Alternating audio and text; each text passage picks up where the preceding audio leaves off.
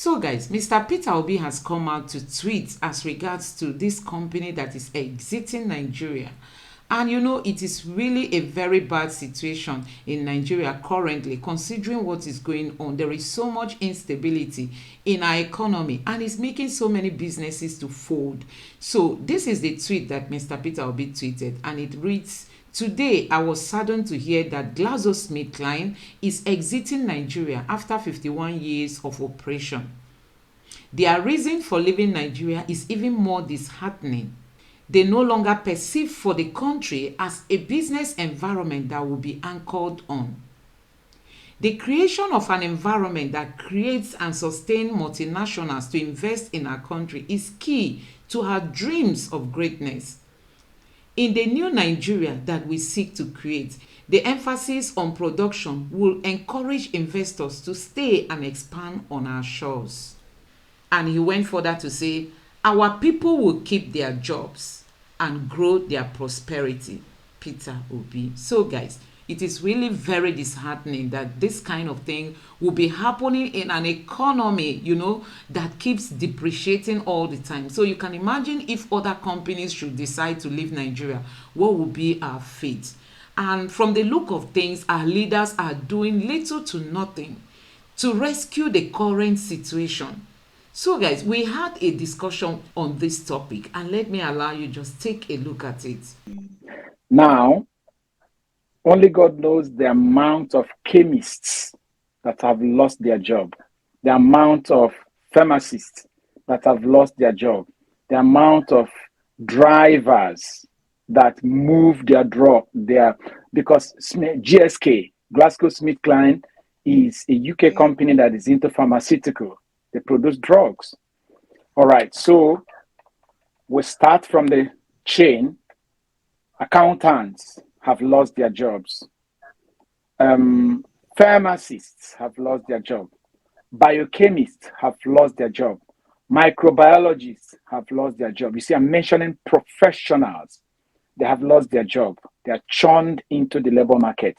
I did say in this space some time ago that I had a friend who got a PhD in the United Kingdom in agricultural management.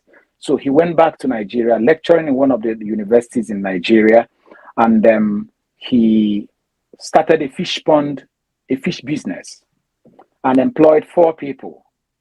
Okay, because of the floating of naira and the withdrawal of subsidy, he couldn't power his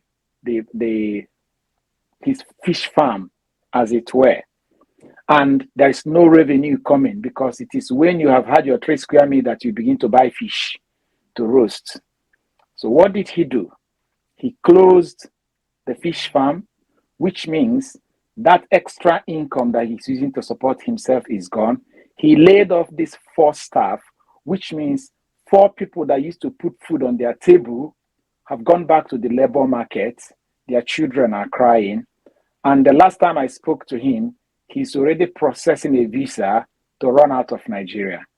This is what is happening. Just the foundation of this mess, the foundation of this nosediving started 8 years ago plus 2 months. But the speed with which we are sliding in the past 2 months is something else. Now, there is something Peter Obi said too that we didn't include in that our tweet. And I'll read it here. He said, "The reason for leaving Nigeria is even more disheartening, that they are no longer perceiving any future growth of the country, which will be anchored on productivity." That they are no longer, do you know that this size of company, they have what is called the R&D, the research and development. They have all the forecasting tools, because GSK is quoted both on the Nigerian Stock Exchange, I suppose, and on the London Stock Exchange. So they have all the tools to do all the analysis. They are in all over the world. They are in the United Arab Emirates. They are in India. They are all over. For them to wake up and look at Nigeria, the giant of Africa, and say, after over 50 years in Nigeria, we have convinced ourselves that there is no future for us to stay here. Let us cut our loss and go. Anybody that is a well-meaning Nigeria should be concerned, because these people have the tools that they can use to do the analysis.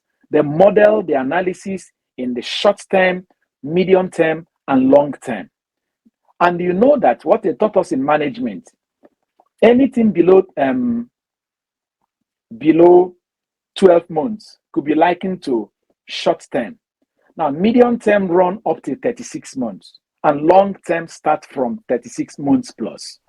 So what it means is that GSK has looked, assuming this current APC government were to remain in power, GSK has said, until they left power, there is no hope for Nigeria. There is a way I reason. I take the analysis of this kind of, is it okay for us maybe to see if we can meet maybe Gloria, are you muted? Okay. Now, GSK is trying to say, in the life of this current administration, until the day another election is conducted in 2027, there is even no hope for them to stay.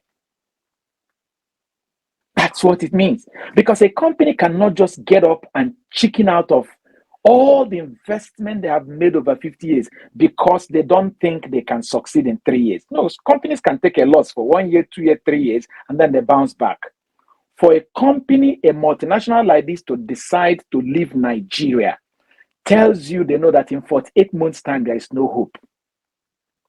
So please, Nigerians, as I usually say, pray for intervention. And let that intervention be a man like Peter coming to rejig things. Maybe they stayed hoping that when APC government ends in 29th May 2023, this new Nigeria will come on. And maybe they have looked at things and they say, oh, we thought we could do something. And then they are going. So it is a very, very challenging situation. It is a disappointing situation. And let us use the resources this company used to take this painful decision to understand the professional way we should look at the future of Nigeria under this APC that have mangled it, mismanaged it in 8 years ago, and insisting that they want to continue going forward. That's all I need to say about this. And that notwithstanding, there are also plenty other things Peter Obi warned Nigerians that is going to come. And it's already happening. Aside from multinationals leaving Nigeria, I have told us now about a small and medium scale industry person that have also closed shop, fired, laid off 4 staff. Those 4 staff, they are back in the labor market. If they have children, the school fees, who is going to pay?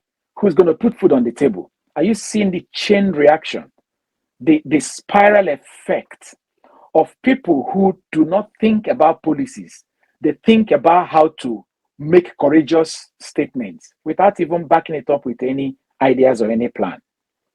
Tell me, if you say that subsidy is no longer okay, what plan do you have? You don't have any plan. You know, the annoying thing is that they removed subsidy. Subsidy means you're subsidizing the price. They removed subsidy for Nigerians, whereas they are not even subsidizing their own price for purchasing fuel. They are buying for free because Nigerians are the people who are fueling the cars, the houses, powering the houses, and feeding these people that are torturing us. Look at their convoy. Their convoy is continuing. Who is paying for the fuel? Government pays for it. So, whilst they are making life more unbearable for us, they are making life more comfortable for themselves. Yes, people who were ordinary politicians have now become Senate presidents. People who were ordinary politicians, all of us probably were struggling, are now Senate majority leaders with all that goes with that office. So life is getting even pretty much better for them, whereas our own is depreciating. So it's more or less they act like parasites on Nigerians, sucking off the life of Nigerians to feed themselves. That is what it is.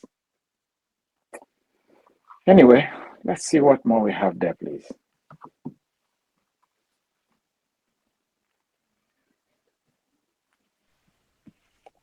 Yeah, Doc, thank you very much for your points. Honestly, the experience today in Nigeria is something else. So many people are lamenting because of the cost of things in the market. People can't even bring out their cars because of what it will cost them to fill their tanks. So there is no way all these things will not be affecting businesses. So many businesses have shut down because of the recent happenings in the nation. And don't forget that before now, I mean, during the Buhari's administration, so many countries will even prefer to go to places like Ghana, South Africa, to establish their businesses. Don't forget when Twitter was about to come to Africa, they preferred to go to Ghana to set up their office because nobody is sure of what Nigeria will become tomorrow.